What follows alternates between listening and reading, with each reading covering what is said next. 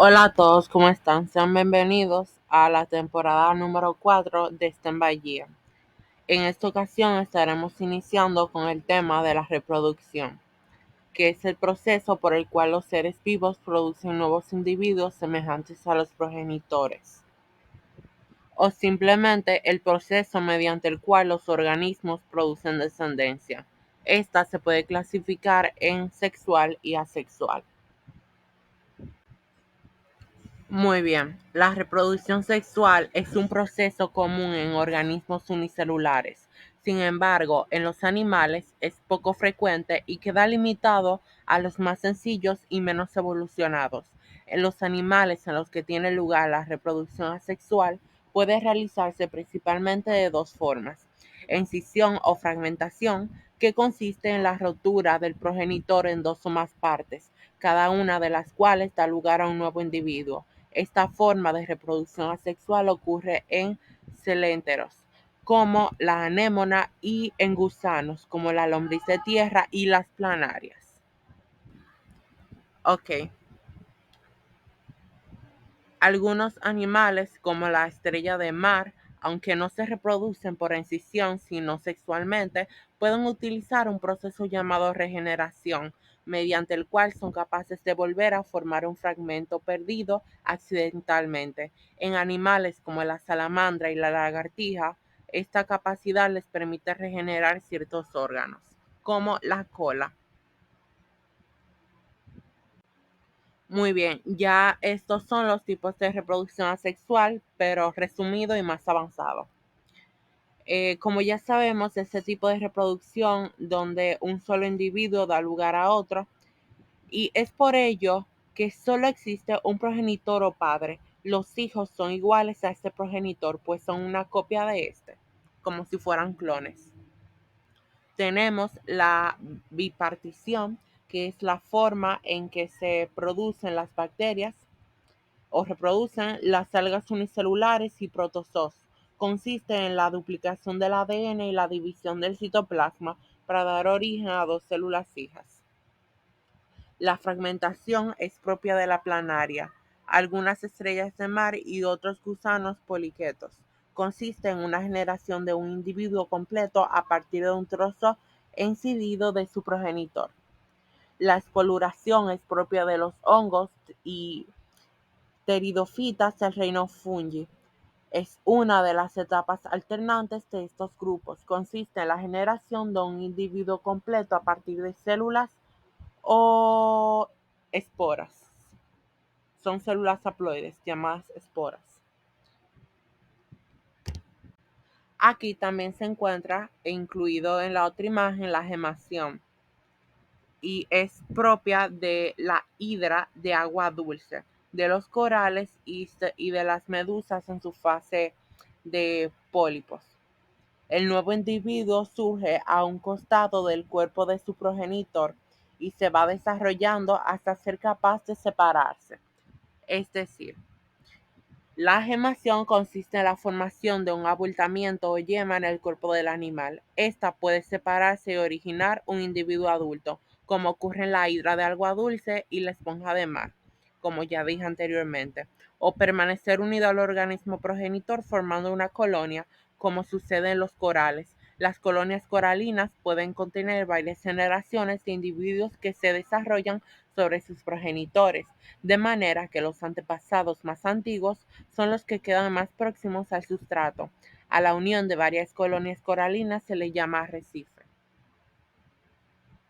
Es característica de invertebrados acuáticos como la hidra y esponja que mencioné.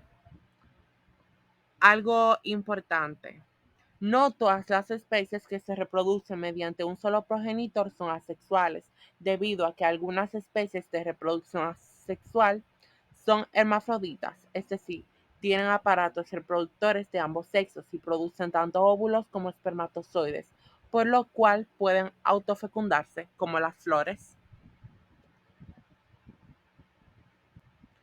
Ahora vamos a estar hablando sobre la reproducción sexual en animales. Muy bien.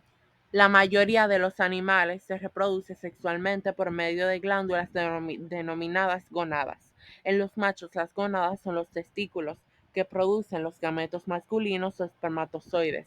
Estos gametos generalmente son pequeños y móviles. Las gónadas femeninas son los ovarios, que producen los óvulos. Estas células son más grandes que los espermatozoides y acumulan nutrientes para alimentar el embrión en sus primeras etapas. Las especies en las cuales un mismo individuo produce tanto óvulos como espermatozoides se llaman hermafroditas, mientras que aquellas en las que los óvulos y espermatozoides se producen en individuos distintos se denominan unisexuales. Existen varias formas de gestación animal por medio de la reproducción sexual. Tenemos los animales ovíparos, su gestación ocurre fuera del útero, en una cápsula llena de nutrientes llamada huevo. Este grupo incluye a los artrópodos y mayoría de peces y reptiles y obviamente las aves. Los ovivíparos, su gestación también se produce dentro de un huevo, pero este permanece en el útero. Son ovivíparos la mayoría de tiburones y algunas serpientes. Los animales vivíparos, su gestación ocurre directamente en el útero de sus madres. A este grupo pertenecen los mamíferos, con excepción del el ornitorrinco y el equidna. Como ya sabemos, en la reproducción sexual intervienen dos progenitores que produzcan células especializadas llamadas gametos. En los animales, los gametos femeninos se denominan óvulos y en los masculinos espermatozoides. En la reproducción sexual se dividen o se diferencian diferentes etapas. Por ejemplo, tenemos la fecundación, que es la unión de los gametos y la fusión de sus núcleos haploides para dar lugar a una sola célula diploide llamada cigoto. La fecundación puede ser interna cuando ocurre en el interior del cuerpo de la hembra o externa si ocurre en el medio exterior. El desarrollo embrionario, donde el cigoto se fragmenta para dar origen a dos células diploides. Luego de varias divisiones sucesivas se forma una masa de 12 a 16 células denominada mórula. Posteriormente, las células de la mórula se reagrupan formando una esfera hueca llamada blástula. Algunas células se convierten en germinales y se desplazan al interior de la blástula. Se distinguen diferentes capas de tejido formadas por células germinativas. Las células de la periferia de la blástula se transformarán en el trofoblasto, que participarán en la nutrición del embrión. Muy bien. Si el desarrollo embrionario tiene lugar fuera del cuerpo de la hembra, en el interior de un huevo que contiene suficiente alimento para sostener la formación del individuo, la especie es ovípara. Por el contrario, si el embrión se desarrolla dentro del cuerpo de la hembra, estableciendo con ella un contacto directo, el desarrollo es vivíparo. Y en los mamíferos placentarios, el embrión obtiene sus nutrientes y elimina desechos a través de la placenta, una estructura especial conformada por tejidos maternos y embrionarios. Cuando el desarrollo sucede en el interior de la madre, pero sin que se establezca contacto con ella, es ovovivíparo, como acabamos de mencionar anteriormente. Lo estoy repitiendo todo sucesivamente y brevemente para que puedan captar y no se les olvide. También se encuentra la organogénesis, donde de las diferentes capas embrionarias que forman los distintos sistemas y órganos que formarán al nuevo individuo. O sea, se forman las capas que darán origen a los órganos y sistemas que formarán a la nueva persona o al nuevo bebé.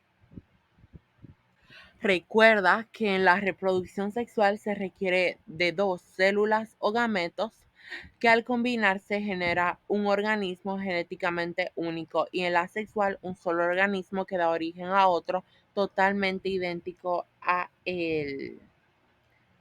En la sexual significa la combinación de material genético de dos padres y en la sexual produce genéticamente idéntica una descendencia de los padres. Recuerden también un dato que se los voy a repetir, muy importante, es que algunas especies son hermafroditas, o sea que pueden autofecundarse. Y eso lo vamos a ver pronto en botánica o en el otro video.